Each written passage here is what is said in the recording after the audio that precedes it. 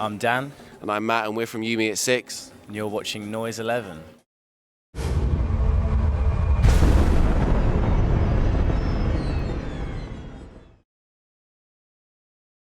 Hello, we're here with Dan and Matt from You Me at 6. Welcome, guys. Hello.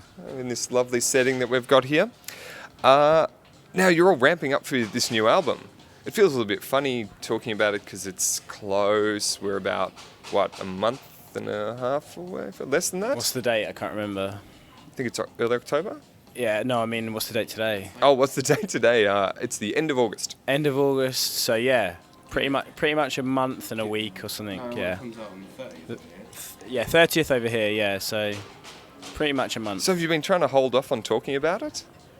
No, I mean, it's weird because it comes out in the UK, it's only the UK and here that it comes out around that time, and then the rest of the world it comes out next year. So Next it's kind year? of, yeah, like the rest of the world wanted more time to set it up, but obviously we're out in Australia now and we do quite well over here, and we wanted it out as soon as possible, especially as soon as we're touring. So yeah, we've been promoting it on tour and been talking about it in all the interviews we've been doing lately. And no one's heard a song from it. Well, there's one song One that song. went up like a week or so ago, and then the video went up for our latest single today, I think. Yeah. Today, but I think at the moment you can only view it in the UK, and then by tomorrow it's like the rest of the world can view it. So. Is this Loverboy? Yeah. Is this the clip which I read actually you got caught up in the London riots filming the clip? Is that true? We were meant to film it in the London riots, but What, you tried to film it in the London no. riots? We had like this really cool idea of like this whole like video treatment that went out, and it was too similar to what was actually going on. Oh. So it's quite a touchy subject, and it was like, oh my god, like we can't do this now because it involved like riot police and stuff, and us like throwing this party and all this kind of stuff, and we just thought this isn't really appropriate, you know. So yeah, we had to like very last minute we were like, oh my god, what are we going to do for a video now? So we ended up changing up the treatment, and yeah, it's different, but it's still like really cool. It kind of still ties in with the same theme of all the pictures that we've been doing, all the websites. So Yeah, we luckily got away with it last minute, which is good because it could have gone tits up. Could've. stressful. Right. Although I did notice that the teaser photos that you were having on the site, they're all mug shots. So that was obviously ties in with the mugshot thing. Have any of you guys been arrested before? I don't think any of us have been in trouble at all, have we? No. We're good boys. We've probably come pretty close, but like the worst thing we've had is like, I think we got chucked out of the casino the other night in Sydney and that kind of stuff. But Oh, it's not hard to get chucked out of a casino in Sydney. Yeah. I think literally, like, they were like, "Are you drunk, sir?" And I'm like, "Well, it's like 2 a.m. and I've had a few beers." They're like, "Ooh, don't know about this." I was like, And they went, well, you're out. The weird thing was when we were coming in, they were like, "You smell of alcohol. What have you been doing?" We were like, "We're in a rock band and we just played a show." And they're like, "Did you drink afterwards?" We were like, "Yeah." What else do you do after the show? Oh, you gamble, obviously. Oh yeah. Drinking and gambling. That's after a few beers, then you go, "What are we going to do now?" Casino. It seems to always happen. I don't know why. Oh, look, there's better places than the casino. You've got to get better friends when you're on tour. This should have happened here. You've been here a bunch of times. "It's true." Not good enough. All right, well, I'm going to start grilling you about the album. I read somewhere, Coldplay to Parkway, basically. It goes True. every which way. How can you... I thought that you would have been on a third album solidifying your sound, not going halfway... It's not so much that. It's like I'd find a band if a band brought out an album with 12 songs that all sounded the same, it would be boring. So like, and we're not saying that it's that extreme where it's literally Parkway to Coldplay, but like it's quite diverse in the fact that, you know, we've got some really slow songs, and then we've got some songs which are pretty heavy, and Winston from Parkway is on that heavy song, and we've got Ollie from Bring the Horizon on another tune, and do you know what I mean? It still sounds like You Me at 6, but it's very diverse, and I think it makes it a far more interesting album to listen to because it's so sort of, you know, there's something on there for everyone, you know.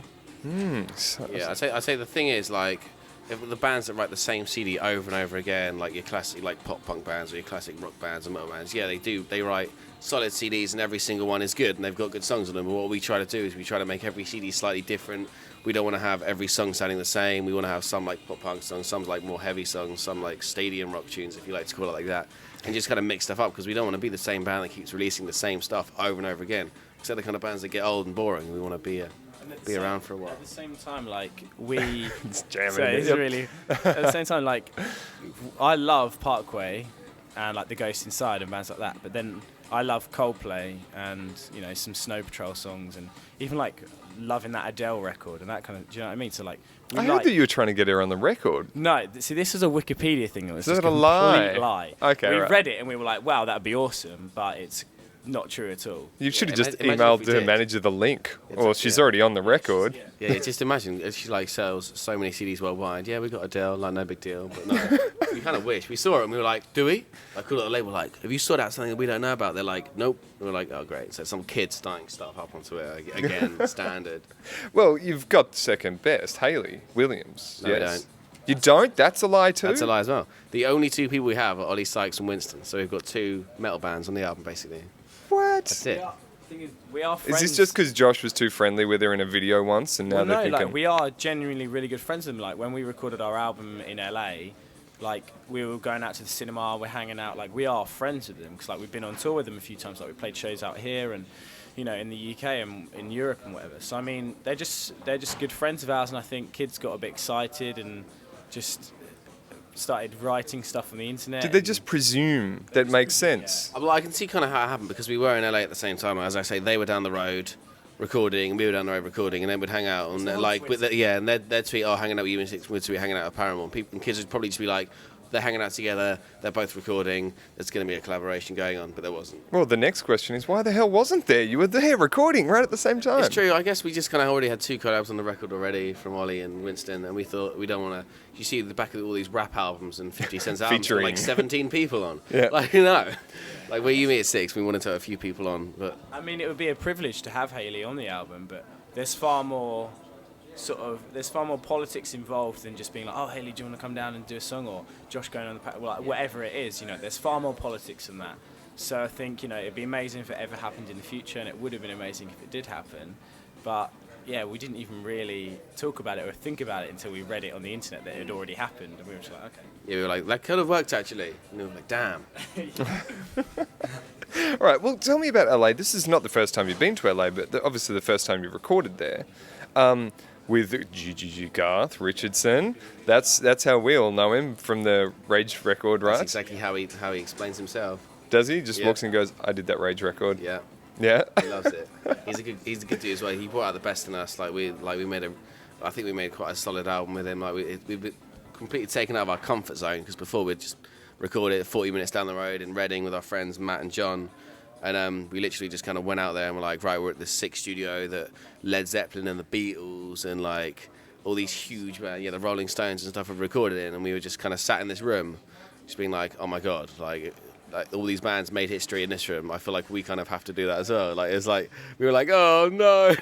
All of a sudden there was just weight on our shoulders that we just didn't expect. But it was really cool. How long did you have long enough to get over that?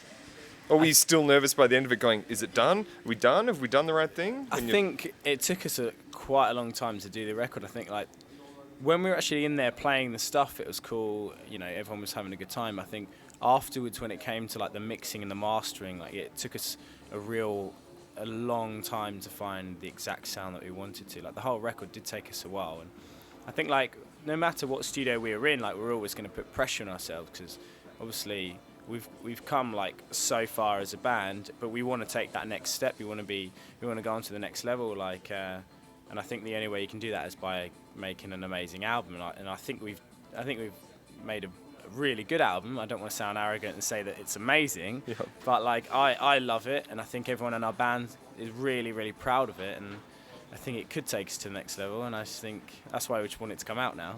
Well, there must be expectations because Hold Me Down got to 4? It was 5 4 and then midweeks, and then it ended up 5. Yeah. Yeah, Lady Gaga and stuff was just beating us, but. So the label must be going, you got to beat it. And also, this Yeah. is this. We want to be it too. Yeah, that's the idea that was the one before the big one. Like that's the one when everyone kind of cottoned on to you, and this is the one which what pays I off. was saying, like, because we released our first album basically by ourselves, Take Three Colours, and then we got to the label Virgin Nehemiah, and that's when we did Hold Me Down. They were like, oh, this is like the setup album, so to speak, and we were like, oh, damn, because we thought this was going to be the album. So now they're saying we thought this we were is going trying to on be, this but so yeah, apparently this is gonna. They're saying it's going to be the big one. I'm excited to see what happens with it. I mean, like, we're probably not going to get a number one, but if we did, you don't understand how we would react. I would like to see that. That would be good. Yeah. You'd like to see I'd like to see that. Right. Oh, yeah, actually, this is another thing. The album recording went over time a bit, and so you had to kind of can a Parkway tour here. Yeah. And then you got to taste your own medicine with the Blink-182 cancelling on you guys. Well, that all Is that instant karma? It all happened Yeah. in the same week. Like, I can't remember what it was. It was like, I think it's Parkway first. The label was like, look, you can't do the Parkway tour. Your record's not going to be finished. You've got to mix and master and this kind of stuff. And like, they're some of our really good friends, so they completely understood, which is cool. And then maybe a day or two later, our manager flies out to tell us that Blink-182 aren't doing that tour, and so we're just literally having the worst week of our lives. Being like, And then you won the Kerrang thing. and then we won Best British Band, so it was kind of like, okay, you know, take the bad with the good. Yeah, last year kind of went like this. It was like uphill, uphill, uphill. Then it was like this, and it was like this again. So there was this minor dip, then we went back up again. Now we're fine. We're over it. The thing is, Blink would have been amazing, but I think it's better to be in control of your own destiny than to, like, you know, wait on other. Like, it would have been incredible, but I think we've got to be mature about it, and it's not the be all and end all. And also, you had to sign off quite a lot of time for that one. And if Yeah. you got to hang around for them to finish, then you're basically just suspending everything for 9 months. They or asked whatever. us to do it a year later, and we was like, look, we don't know what we're going to be doing exactly next year, and if anything, it holds us back.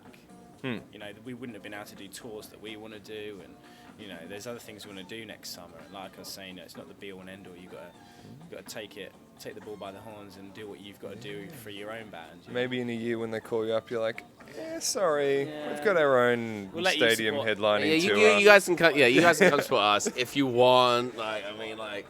Yeah, Nah. yeah. I could see that. All right. All right, just before we go, I wanted to ask you if you have any insights into... there's a couple of pop punk bands, let's just pretend that you're a pop punk band to narrow it down into a little genre, who have a lot of hardcore band appeal. You've been talking about Ollie, and you've been talking about Winston, and it boggles my mind. Like, Newfound Glory seem to have heaps of, like, metalcore, hardcore guys really like them. And there's other acts, and I get the idea that you guys are one of those bands. We do in a sense of like other bands like that, like us. Like, we're really good friends with like Ghost Inside and Parkway, and I've been on tour with Newfound Glory. But I wouldn't say we have those kind of fans. Like, we've played shows with Newfound Glory, and their fans are like hardcore kids, and this is their guilty pleasure pop punk band. And we don't go down well on those tours. How is at all. that? You guys aren't that different from Yeah, Newfound. I'm not sure. I think it's because, like, young yeah, to start. back in the day when I was like 13, 14, Newfound Glory were my favorite band, and now, like, obviously now I'm 22. People grow up. Like, all my friends now probably don't really like listen to like any more pop punk, but they still got like a huge love for like Newfound Glory and Hit the Lights. But I'd say the reason we have friends in hardcore bands is that we will find different between like some pop to pop punk bands is that they're in the music industry and that all they want to do is make friends with this guy because this guy's going to do this for them, and this band might take them on tour. Whereas hardcore bands are in the music industry to be like, let's hang, let's make friends and chill, which is exactly the same reason we're here. So we're friends with a lot more hardcore bands because we're in it for the same reason they're in it, but we're in two completely different genres. They're way more real people. Do you know what I mean? It's just. And I can't see too much hair product in your hair because of the same. Yeah, yeah. Do you know what I mean? I get Just it. Yeah. They're just way more real people. They're more fun to hang out with than people who just, like you said, are using you almost. You know, so I don't know. You live and learn in the music industry. You find that some people are out there just you think they're going to be your friends, and then all of a sudden they're like, "Yo, dude, we should tour." It's like, oh, Yeah. I see. That's the kind of music. Like, when we go to a festival and we watch bands, we like hardcore and metal, and that's the bands we're going to watch. We rarely go out there and go, oh, I really want to watch this pop punk band. Like, we never do it. 'Cause just like we're surrounded by that music all the time. So you kind of we like other things. So It's like when I'm wearing like a Your Demise t-shirt. Your Demise, they're a sick UK hardcore band. It's just like I have their record. They're very good. Thank you. Yes. All right. Well, problem solved, or answered anyway. So, yes. Well, good luck for the album. I don't think I've Thank you. mentioned the album title the whole time here. Sinners Never Sleep. Yeah. We just talked about this mystery album. So, when you're watching this, Sinners Never Sleep, the new album. Thank you very much. Thank guys. you. awesome.